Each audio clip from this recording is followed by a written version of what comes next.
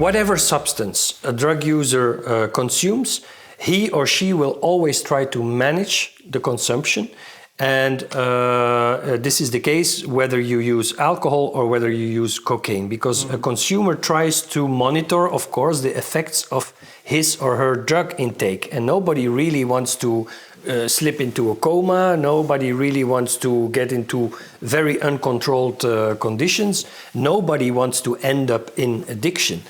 But when a drug is illegal, it means that the consumer does have no clue about the potency and the quality of what he or she is using. Or it's much more difficult for the user to know the effects and to predict the effects of the drug that he is taking. When you are consuming alcohol, when you are an alcohol user, you can go into a bar and order a beer, and next week the beer will taste the same and will have the same percentage of alcohol and will have the same composition. This allows the user over time to perfectly predict the effect of alcohol and predict which volume of alcohol is creating which kind of effects.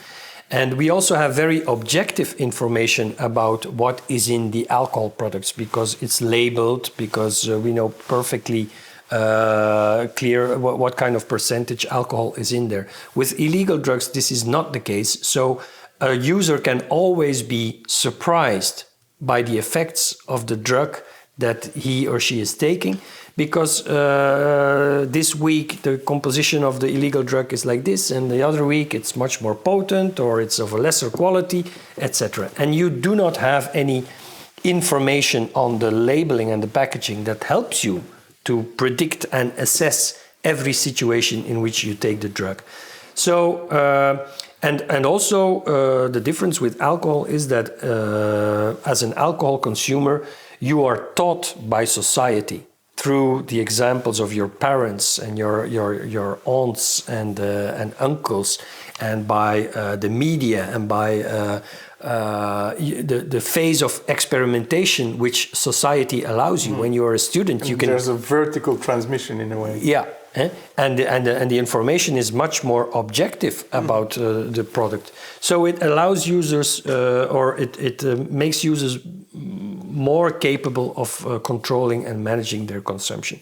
This is not to say that nowadays, for a drug like cocaine or heroin, there are also people who are already capable of managing their consumption. And there's recreational users of cocaine who are perfect, and this is a strong drug, who are perfectly capable of doing this every once in a while. Even a majority, I think. Probably. We don't know, because we don't know the total population. But again, we've talked about this before, if alcohol is one of the most dangerous drugs that we know on earth, and we also know that many people are capable of consuming that drug in a very infrequent, irregular, occasional, moderate way, then it should not come as a surprise that even for other drugs that are now illegal, like cocaine and MDMA and etc. and amphetamines, that people are capable of doing this every once in a while in a moderate way and keeping their consumption under control. So the whole touch it once and be addicted for life was just propaganda. This is propaganda and a myth created by those who invented the war on drugs. I have no knowledge of any drug which is instantly, after one occasion of consumption, to be addictive. Yeah. Speaking of people who have their use under control, Dr. Carl Hart, the director of the psychology department at Columbia University, recently published a book titled Drug Use for Grown-Ups. We haven't read the book yet because it's not really available yet over here. But according to the reviews that we've read, he concludes his book by calling on respectable middle-class users to stop hiding their drug use and to engage in the struggle to dismantle what he calls the anti-drug bureaucracy. Do you think that a coming out, in a way, by the middle class and by fully integrated people who use drugs would allow for a radical change in drug policies? Or is this utopian, you think? No, I'm not so sure whether it's utopian, but first of all, it would already be one step further if we would not make that artificial distinction between the legal drugs like alcohol and tobacco and the illegal drugs. Because it's very strange that nowadays a politician can tell the media, I do acknowledge that I have an alcohol problem and I will get some treatment and then I will be back in full force. So just give me a few months to get my things straight. I just have an alcohol problem. And that for an illegal drug, that would be unthinkable. And we have this very strange distinction, schisma in our thinking and in the public debate about alcohol and legal drugs and illegal drugs, as if it's something like us who only use legal drugs, which is usually not a problem, and them who use illegal drugs, and which is by definition a problem. If we would start to acknowledge that we are all drug takers, that we are all drug users, that we are a drug-taking society, and that every society has been drug-taking, and so that it is true that there is drug use in every pockets of society and in every professional sector.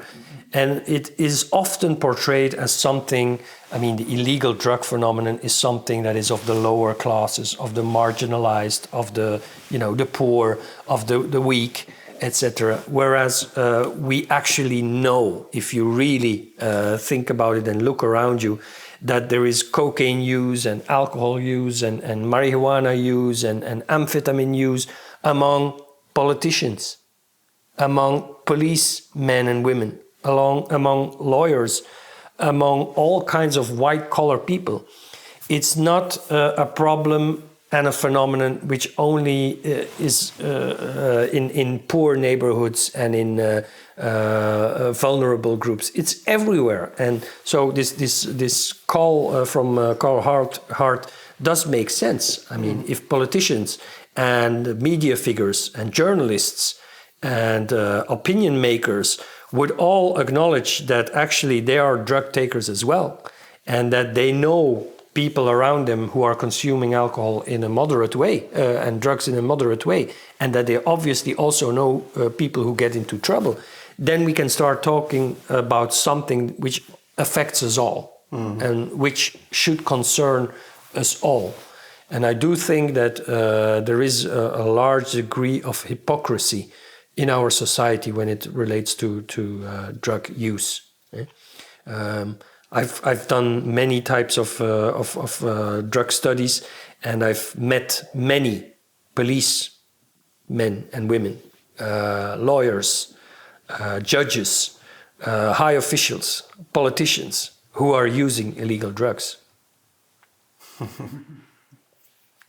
So it is true that a certain way of creating some honesty and transparency about that would be very helpful. But of course, most of the famous people I know that use drugs are very afraid of the stigma and of the consequences for their career, etc.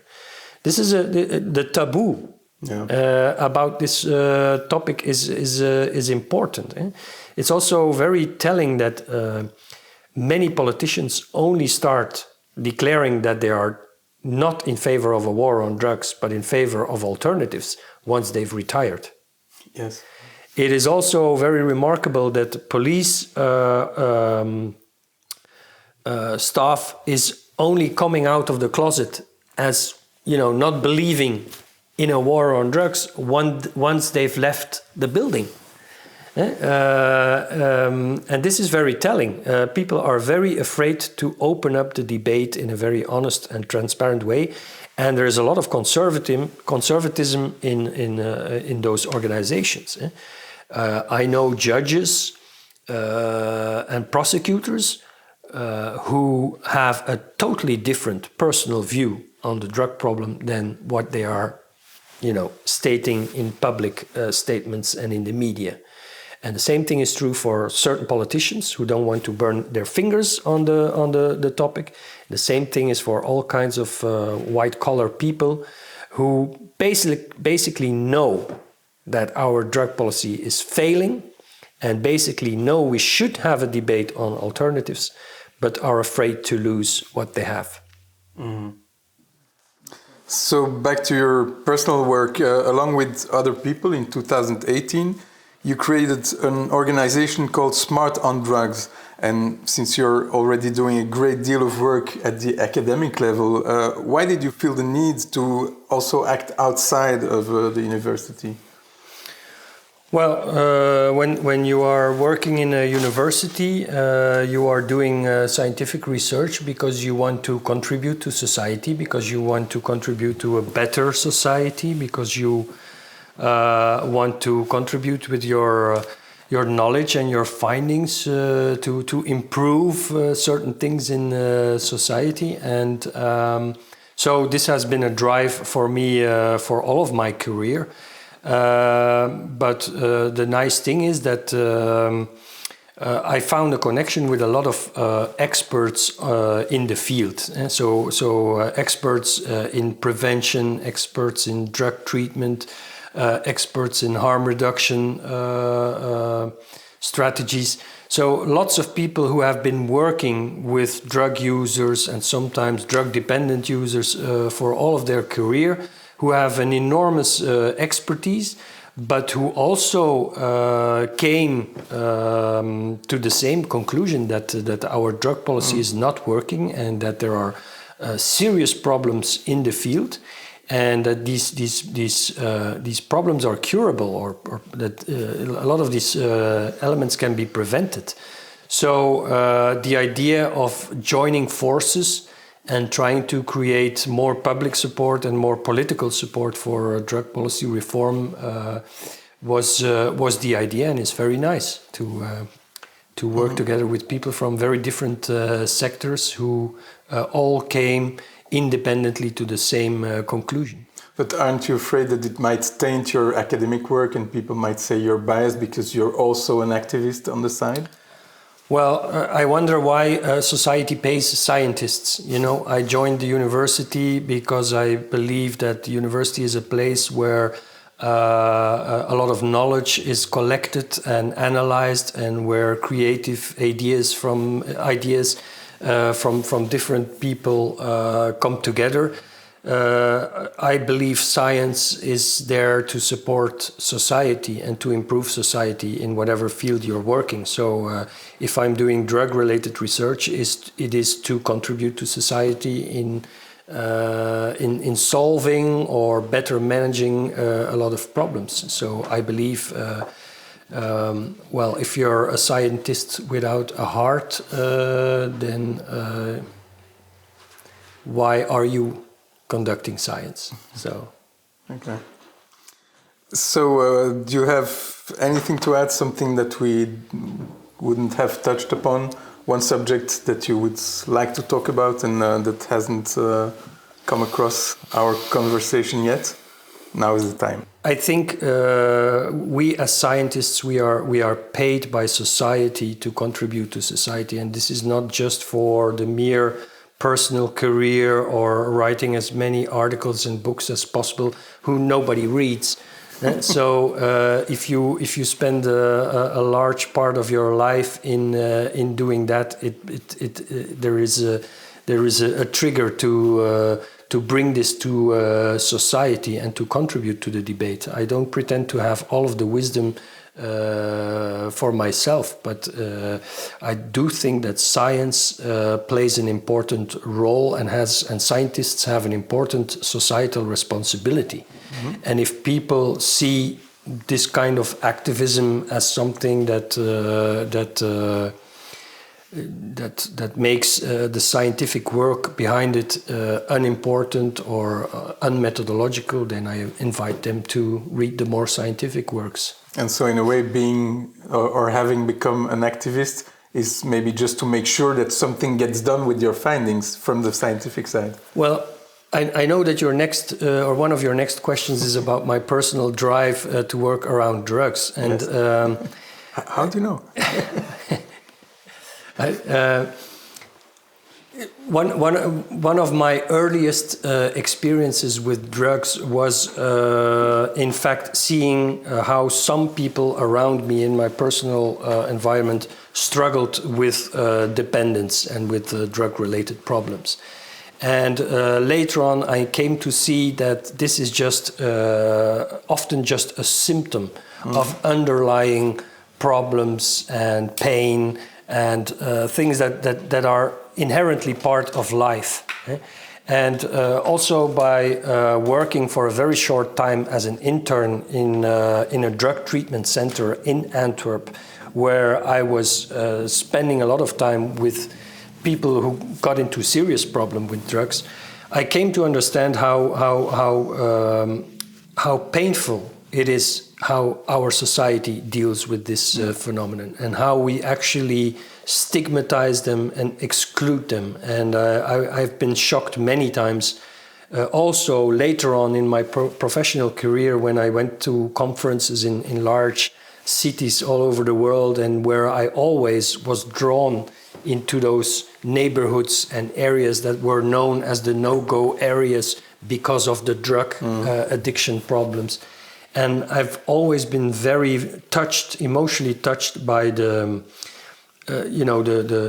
enormous groups of people who are almost living a life not worthy the name life, because they have been excluded, because they are not understood, because they are seen as the cause of their own problems. And so this is about creating better living conditions for many people that do not bear the sole responsibility for the drug problems that they are fighting against. So it's all about trying to contribute to a better life and better circumstances for many people who have no reason whatsoever to be treated differently than other people.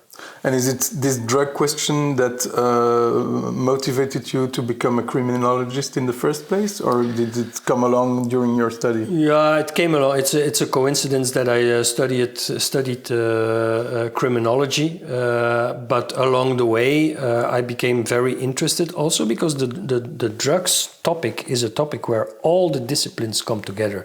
This is not only psychiatry and psychology and medicine, so it's not only about problems and toxic substances, but it's also about sociology and how our society creates the desire for drugs, or even the desire to be out of this world and numbing oneself. And so this touches upon very important social questions, political questions, and then there's the geological or geopolitical dimension of it, the economic dimension.